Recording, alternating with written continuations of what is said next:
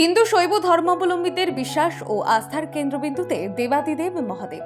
সারা বছর শিব আরাধনা চললেও ফাল্গুন মাসের শিব চতুর্দশীর মহাশিবরাত্রি ভক্তদের কাছে এক বিশেষ পুণ্যতিথি।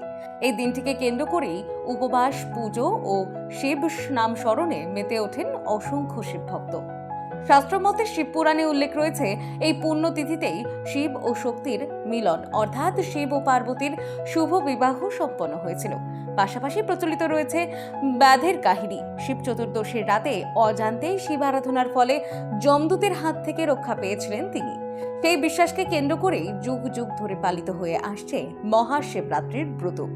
এই বিশ্বাস ও ধর্মীয় ঐতিহ্যকে সামনে রেখে মহাশিবরাত্রির দিন ভোর থেকেই বাঁকুড়া জেলার গঙ্গাজল ঘাটি ব্লকের ঐতিহ্যবাহী কেশিয়ারি শিব মন্দিরে ভক্তদের ঢল নামে। প্রাচীনকাল থেকেই এই মন্দিরে মহাশিবরাত্রির দিনে বিশেষ পুজোর আয়োজন হয়ে আসছে। স্থানীয় ভক্তদের পাশাপাশি দূর দূরান্ত থেকেও পুণ্যার্থীরা পুজোর ডালি হাতে মন্দিরে উপস্থিত হন। সকাল থেকেই শিবলিঙ্গে গঙ্গার জল, দুধ ও বেলপাতা নিবেদন করে চলে জলাভিষেক। সারাদিন ধরে চলে বিশেষ পূজা অর্চনা ও নানান ধর্মীয় আচার অনুষ্ঠান। মন্ত্রোচ্চারণ, শঙ্খধ্বনি আর ধূপের গন্ধে মন্দির প্রাঙ্গণে তৈরি হয় এক শান্ত ভক্তিময় পরিবেশ। সন্ধ্যার পর ভক্তদের ভিড় আরও বাড়তে থাকে। ঢাক, কাসর ও হর হর মহাদেব ধ্বনিতে মুখরিত হয়ে ওঠে গোটা মন্দির এলাকা। রাতভর ভজন কীর্তন ও শিব নাম স্মরণের মধ্য দিয়ে ভক্তরা পালন করেন মহাশিবরাত্রির ব্রত। শিব ভক্তদের উপস্থিতি ও উৎসবের আবহে সম্পূর্ণ জমজমাট হয়ে ওঠে কেশিয়ারা শিব মন্দির প্রাঙ্গণ। স্থানীয় বাসিন্দাদের বিশ্বাস, মহাশিবরাত্রির দিনে এই মন্দিরে পুজো দিলে মনোবাসনা পূর্ণ হয়। সেই বিশ্বাসকে কেন্দ্র করে প্রতি বছর ভক্তদের সংখ্যা ক্রমশ বাড়ছে। খুব ভালো লাগছে। আমি বালিদিয়া থেকে আসছি। না, এর আগে এসেছি। আমার বাপের বাড়ির সামনেই তো, এখানেই পুজো করে আমরা।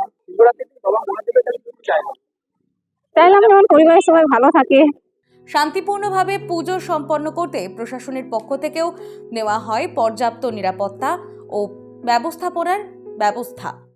আমরা শিব মহাপুরাণ অনুসারে দেখেছি যে মেনলি তিনটে গল্পের কথা আমরা জানি, যেখান থেকে শুরু হয় আমাদের মহাশিবরাত্রির পূজার্চনা। প্রথম হচ্ছে এই দিনে বাবা ভোলেনাথ এবং মাতা পার্বতী বিবাহের বন্ধনে আবদ্ধ হয়েছিলেন। আর দ্বিতীয় গল্পটা হচ্ছে এই দিন সমুদ্র মন্থন হয়েছিল। এই সমুদ্র মন্থনে যখন অমৃতর সাথে সাথে বিষ হয়েছিল, বিষ উঠেছিল অমৃতের সাথে, গরাল বা বিষ, সেই বিষ কিন্তু বাবা ভোলেনাথ পান করেছিলেন, তাই তাকে নীলকণ্ঠ বলা হয়।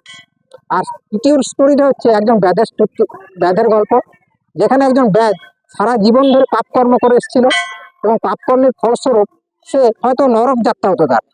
কিন্তু এই শিবরাত্রির দিনে ব্যাধ একবার কি হয় না, কোনো শিকার পায়নি, দিয়ে সে মনের দুঃখে একটা গাছের উপরে বসেছিল। সে গাছ ছিল বেলগাছ। বেলগাছের উপরে বসে সে মনের দুঃখে চোখের জল ফেলছিল এবং ওই বেলপাতা ছিঁড়ে ছিঁড়ে ফেলছিল নিচে। আর নিচে ছিল একটা শিবলিঙ্গ।